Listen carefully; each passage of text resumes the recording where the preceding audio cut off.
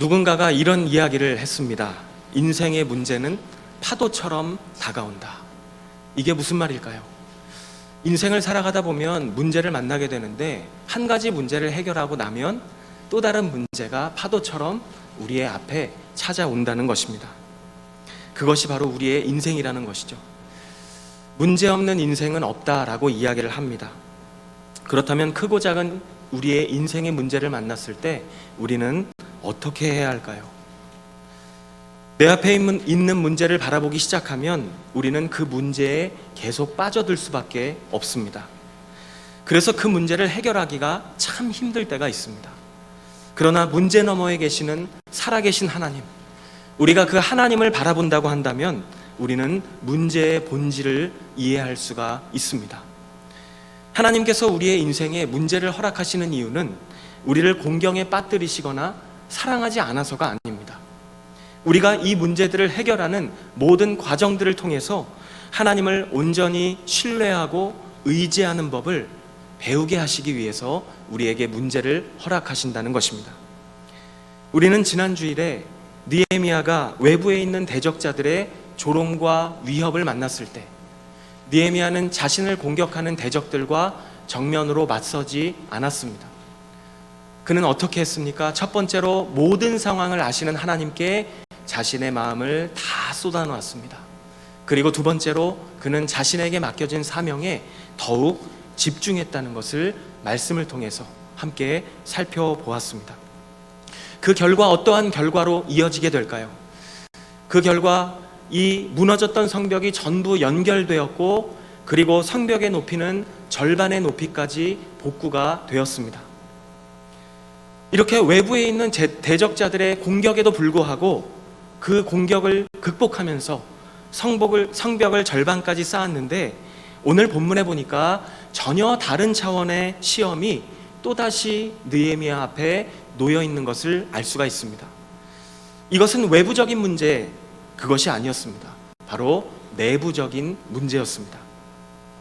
여러분 한번 생각해 보시면 성을 쌓는 것이 힘들까요? 아니면 쌓아놓은 성을 지키고 유지하는 것이 힘들까요?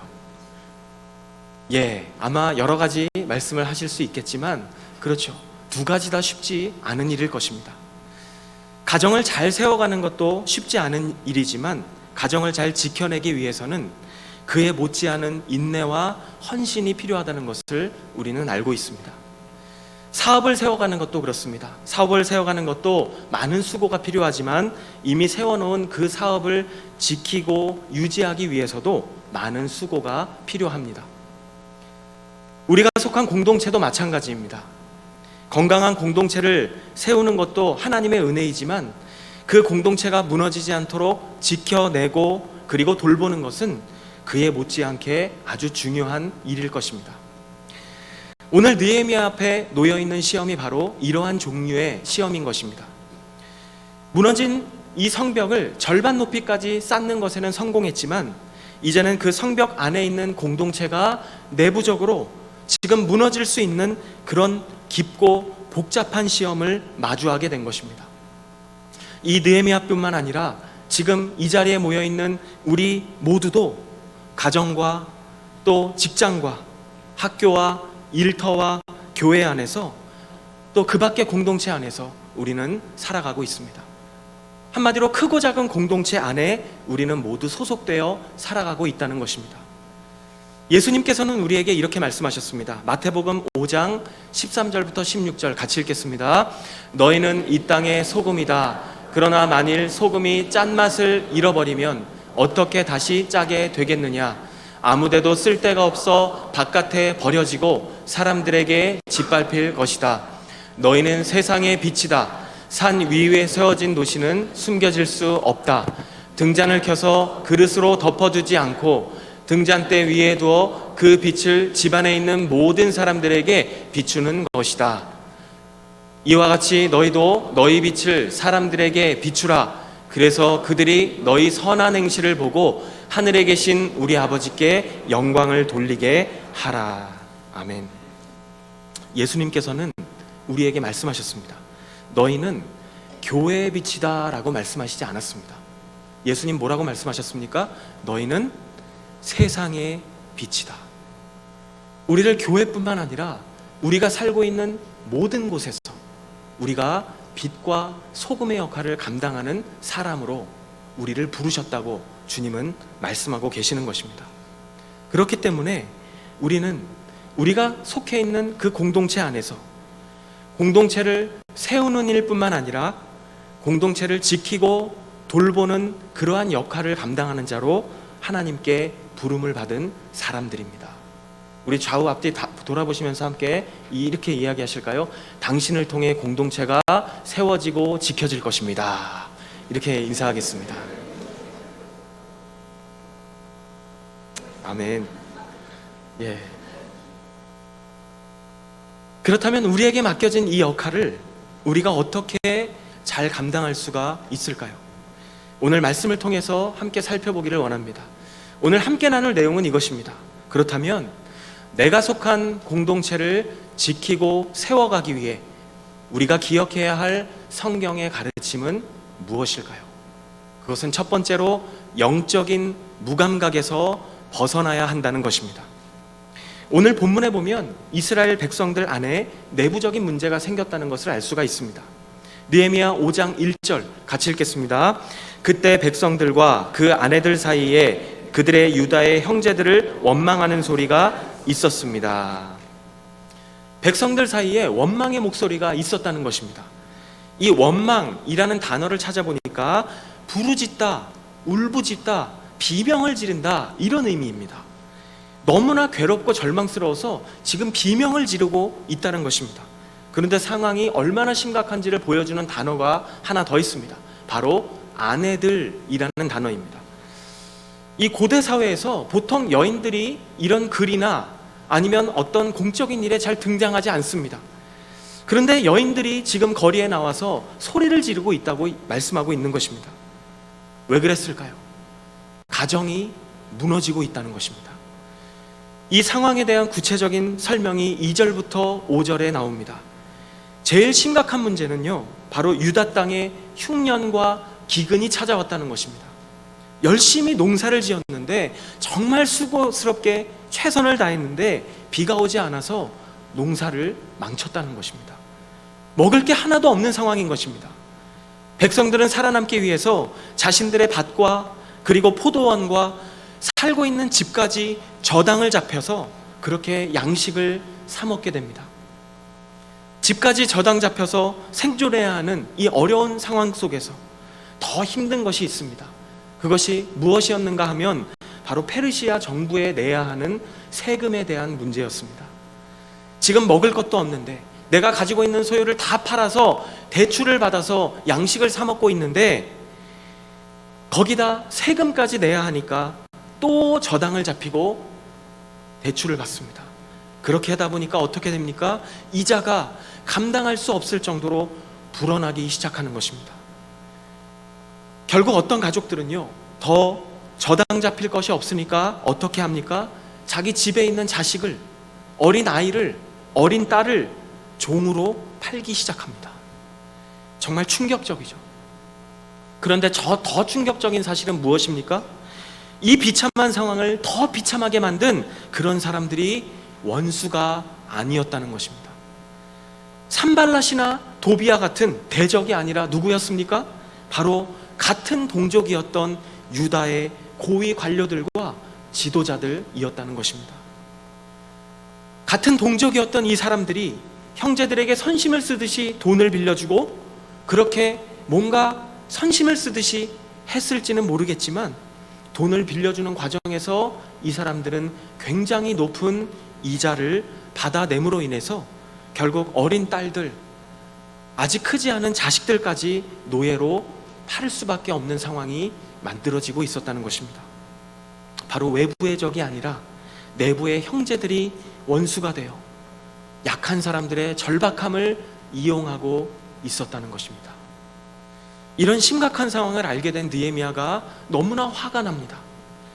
너무 화가 났어요. 왜냐하면 4장 16절에 보면 느헤미야 자신은 성벽을 쌓는 일에 집중하고 싶어서 같은 동족이었던 유다의 관리들에게 백성들의 살림을 맡기거든요.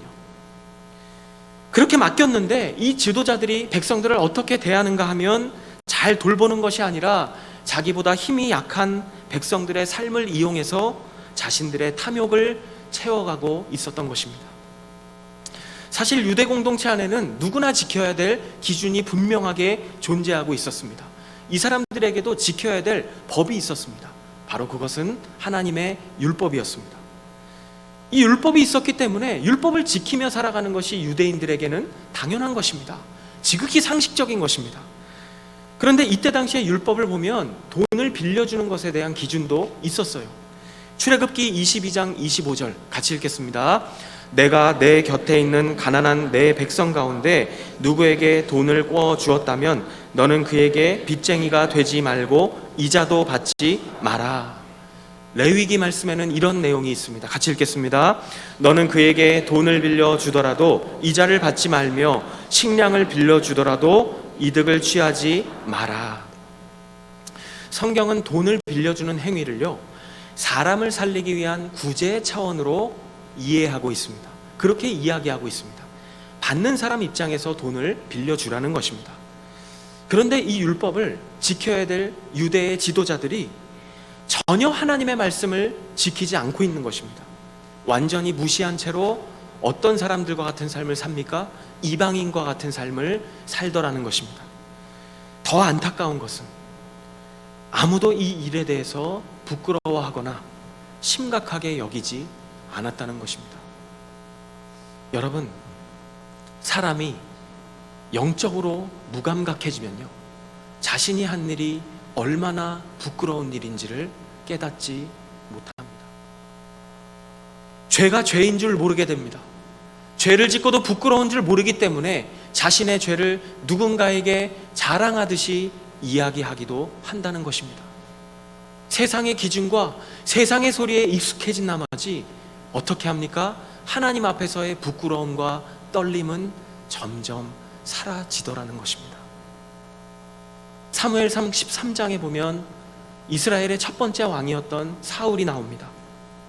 이 사울이 블레셋과의 전쟁을 앞두고 제사를 드리기 위해서 사무엘을 기다리는 장면이 나옵니다.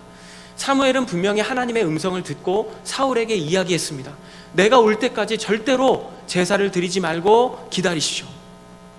기다리라고 이야기했어요. 그런데 7일이 지날 때까지 사무엘은 오지 않았습니다. 불안해진 사울은 자꾸만 병사들이 도망가고 사기가 떨어지니까 결국 어떻게 합니까? 자신이 직접 제사를 하나님 앞에 드리게 되었습니다. 그런데 제사가 끝나자마자 사무엘이 도착했어요.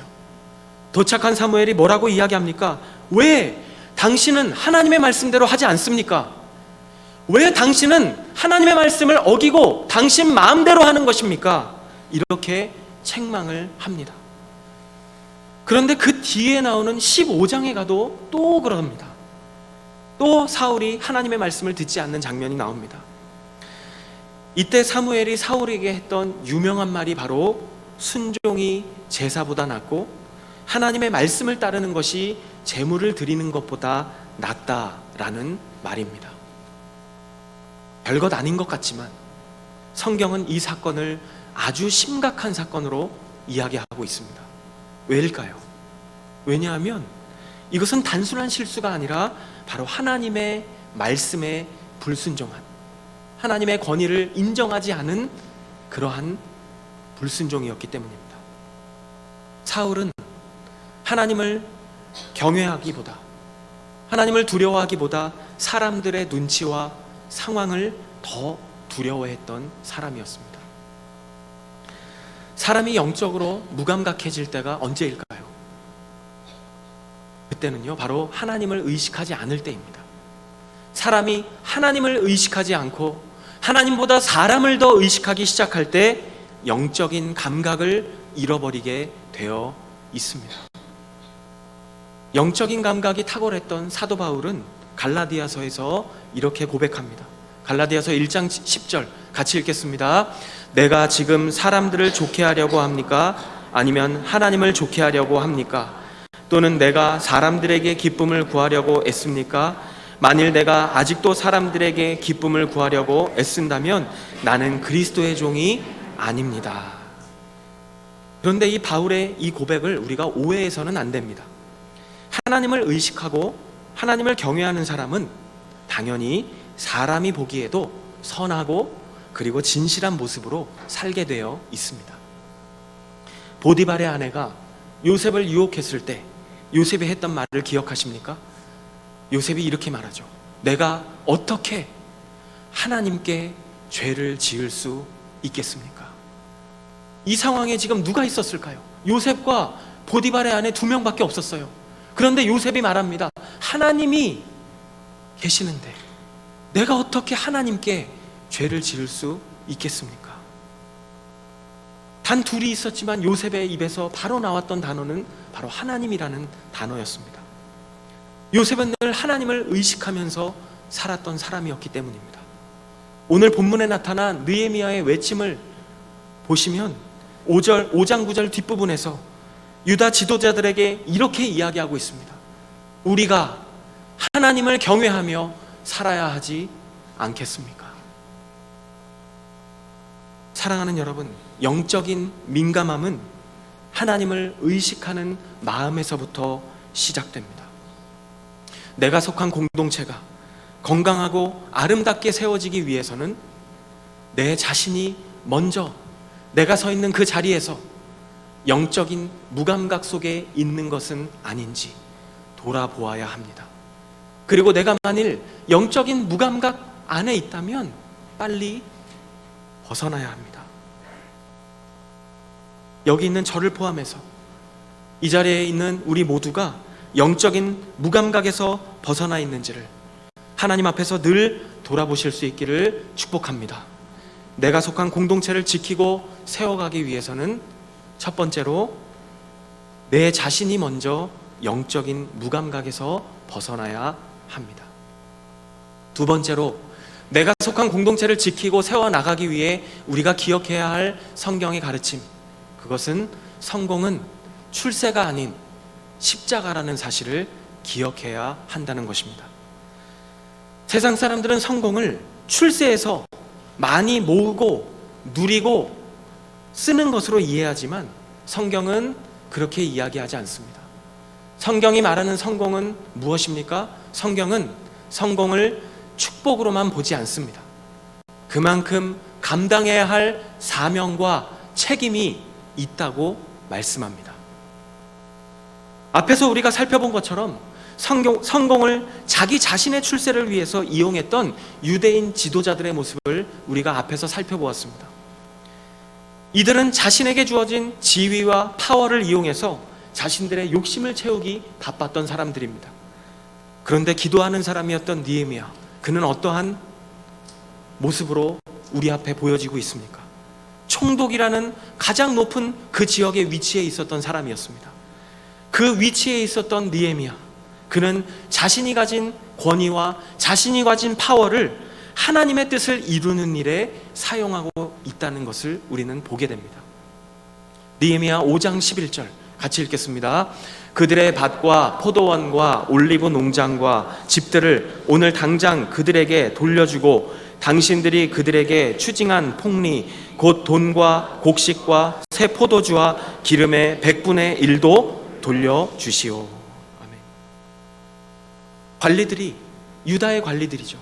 관리들이 백성에게 돈을 빌려주고 나서 받았던 그 폭리, 엄청난 이자, 그것을 다시 돌려주어라 라고 말합니다. 왜 율법대로 하지 않느냐? 율법대로 지켜라 라고 이야기하는 것이죠. 그리고 이어지는 12절을 같이 보겠습니다. 같이 읽겠습니다. 그들이 말했습니다. 우리는 돌려주고 그들에게서 아무것도 받지 않겠습니다. 말씀하신 대로 다 준행하겠습니다. 그래서 내가 제사장들을 불렀고 귀족들과 관리들로 하여금 약속대로 하겠다고 맹세를 시켰습니다. 폭리를 취했던 이자를 돌려주는 것으로 끝나지 않고 제사장들을 부릅니다. 그 자리에 제사장들을 불러서, 그게 무슨 말일까요? 하나님 앞에서 지금 약속하라는 거예요. 하나님 앞에서 다짐하라는 것입니다. 그 증인이 제사장이라는 것입니다. 어떤 다짐을 하게 합니까? 다시는 많은 이자를 취하지 않겠다라는 다짐을 해라. 그렇다고 해서 또 오늘날 이자를 받는 것 자체를 죄악시하는 그런 의미로 말씀드리는 것이 아닙니다. 우리가 돈을 빌리고 이자를 주는 것은 그것은 나쁜 것은 아니에요. 그런데 그것을 탐욕의 눈이 멀어서 백성들의 상황을 무시한 채로 그렇게 돈을 빌려주고 많은 이자를 받았던 것이 문제였던 것이죠. 느헤미야는 이야기합니다. 당신들이 신앙인이라면 하나님의 말씀대로 행하는 것이 당연한 것 아니겠습니까? 이야기하는 것입니다. 그런데 느헤미야의 입장에서 우리가 살펴볼 필요가 있습니다. 유대 지도자들의 이 잘못을 바로잡는 이 일도 사실 느헤미야에게는 믿음이 필요한 일이었습니다. 왜냐하면 유대 지도자들과 혹시라도 관계가 틀어지면, 그들과 관계가 깨어지면 자신에게 좋지 않은 결과가 돌아올 수도 있기 때문입니다.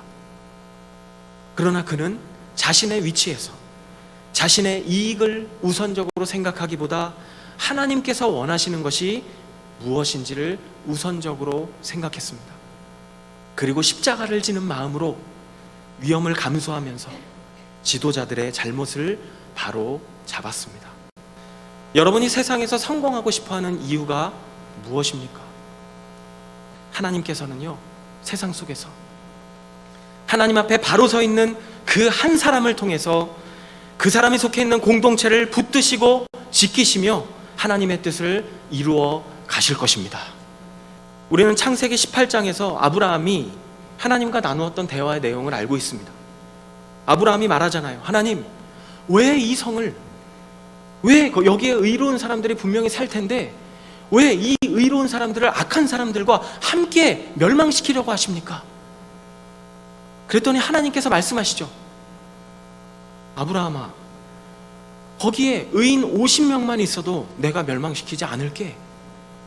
그랬더니 아브라함이 뭐라고 이야기합니까? 하나님, 혹시 50명 중에서 5명이 부족하면 어떡합니까?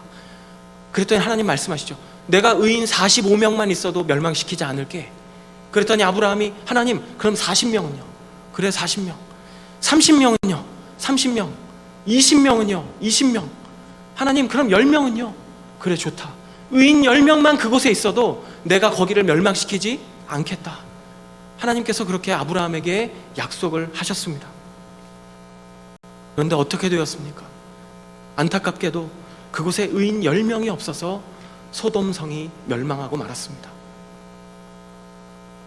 사랑하는 여러분, 여러분을 만약 하나님께서 성공의 길로 인도하신다면 그 이유가 뭐라고 생각하십니까?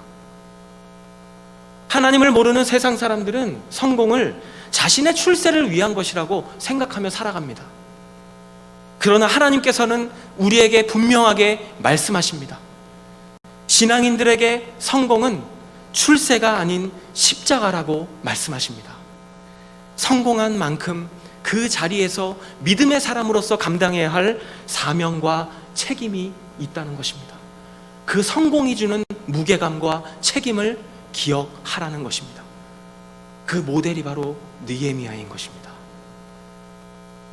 이러한 일들은요, 느헤미야처럼 높은 자리에 올라간 사람들에게만 해당되는 일이 아닙니다. 성경에 보면 악한 왕 밑에서도 신실했던 하나님의 사람이 있습니다. 오바댜라는 사람입니다. 이 오바댜는 자신에게 주어진 위치에서 하나님의 뜻대로 최선을 다해 살았던 사람입니다.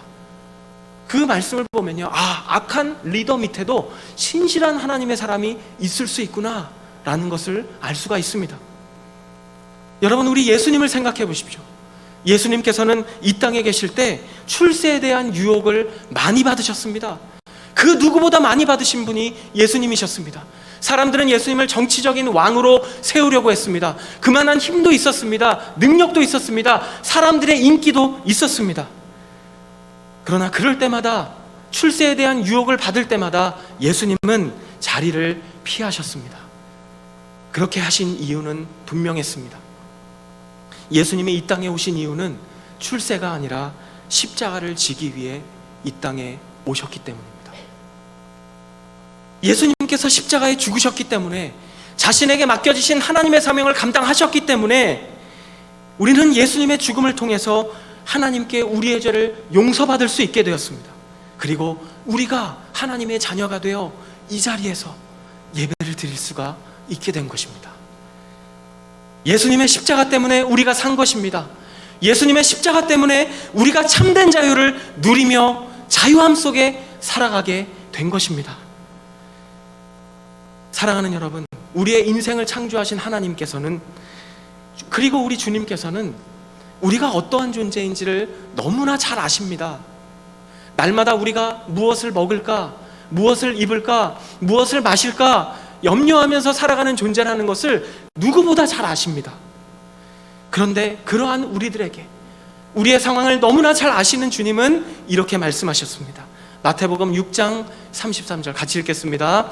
오직 너희는 먼저 그 나라와 그 의를 구하라. 그러면 이 모든 것, 살아가는 데 필요한 것도 너희에게 더해 주실 것이다. 아멘. 우리는 오늘 예배가 끝나면 예배당의 문을 열고 다시 삶의 자리로 가게 될 것입니다. 여러분 기억하시기 바랍니다. 우리가 돌아가게 될 그 자리가 바로 하나님께서 맡겨주신 우리의 선교지입니다. 새롭게 시작되는 한 주간의 삶 속에서, 그리고 우리를 불러주신 삶 속의 공동체 안에서 내가 속한 공동체를 지키고 세워가기 위해 우리는 어떻게 해야 할까요? 우리가 기억해야 할 것 두 가지를 살펴보았습니다. 첫 번째로 영적으로 무감각해지지 않는 삶, 그리고 두 번째로 성공은 출세가 아닌 십자가라는 사실을 기억하는 삶. 한 주간의 삶 속에서 오늘 말씀을 기억하며 살아가는 귀하고 복된 하나님의 자녀들 되시기를 주님의 이름으로 축복합니다.